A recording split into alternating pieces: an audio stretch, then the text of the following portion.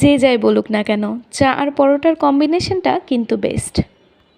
আসসালামু আলাইকুম, welcome to my page দেশি বিদেশি কুইজিন।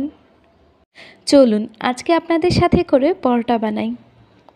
পরোটা বানানোর জন্য আমি এখানে আটা নিয়ে নিয়েছিলাম, আটা দিয়ে পরোটা বানাবো। এর মধ্যে লবণ দিয়েছি আর অল্প অল্প করে তেল দিয়ে আটাটা ভালো করে মাখিয়ে নিব। আমি যখনই বাসায় গরুর মাংস রান্না করি তখনই রাতের জন্য পরোটাটা করি। পরোটা দিয়ে গরুর মাংস খেতে কিন্তু খুব ভালো লাগে, আর আমার হাজব্যান্ডও এই খাবারটা পছন্দ করে। তেল দিয়ে আটাটা মেখে নেওয়ার পর এখন অল্প অল্প পানি দিয়ে আমি নরম একটা ডো তৈরি করে নিব। এই ডোটা যত বেশি নিডিং করা হবে পরোটাটা তত বেশি সুন্দর হবে, ভালো হবে। তাই আমি ডোটা ভালো করে নিডিং করে নিচ্ছি। এরপর কিছুক্ষণ এটা ঢেকে রেখে দেব। প্রথমেই বলেছিলাম চা আর পরোটার কম্বিনেশনটা বেস্ট। আগে সকালের নাস্তায় আম্মা আমাদের জন্য পরোটা বানাতো, তো আমি সবসময় কী করতাম, একটা পরোটা ভাজি, ডিম ভাজা বা সবজি দিয়ে খেয়ে আরেকটা পরোটা রেখে দিতাম চা দিয়ে খাওয়ার জন্য। সবার নাস্তা করা শেষ হলে আম্মা চা বানিয়ে আনতো, তখন আমি চা দিয়ে পরোটাটা খেতাম।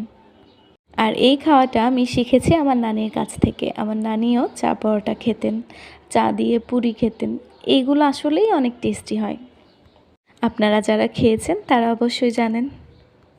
তো এই তো আমার ডোটা রেডি হয়ে যাওয়ার পরে আমি 5টা লেচি কেটে নিয়েছি। আজকে 5টা পরোটাই বানাবো। আমি বানাবো লাচ্ছা পরোটা, তার জন্য একটা রুটি বেলে নিলাম। এখন তার মধ্যে তেল আর আটা দিয়ে দিলাম। এগুলো দেওয়ার ফলে আমাদের যে লাচ্ছা পরোটার ভাঁজগুলো সেগুলো খুব সুন্দরভাবে খুলে আসবে। পুরোটা রুটি চাকু দিয়ে কেটে নিয়ে এখন আবার গোল করে দিয়ে আমি রুটির শেপটা দিয়ে নিচ্ছি। অনেকেই সেদ্ধ আটা দিয়ে পরোটাটা বানায়, আমিও মাঝে মাঝে বানাই, কিন্তু ওই পরোটাটা তেমন একটা টেস্ট লাগে না, মানে ওই মোচমোচা ভাবটা আসে না। তবে এরকমভাবে ঠান্ডা পানি দিয়ে যে পরোটাটা বানানো হয় সেটা খুবই মোচমোচা হয় আর ভালো লাগে খেতে। তবে এই পরোটার ডিসঅ্যাডভান্টেজ হলো আমরা যদি ভাজার পর বেশিক্ষণ রেখে দিই তাহলে একটু শক্ত হয়ে যায়। তবে পরোটা খাওয়ার মজাটাই হচ্ছে গরম গরম। আমি 3টা লাচ্ছা পরোটা বানিয়েছিলাম আর 2টা স্কোয়ার শেপের পরোটা বানিয়েছিলাম।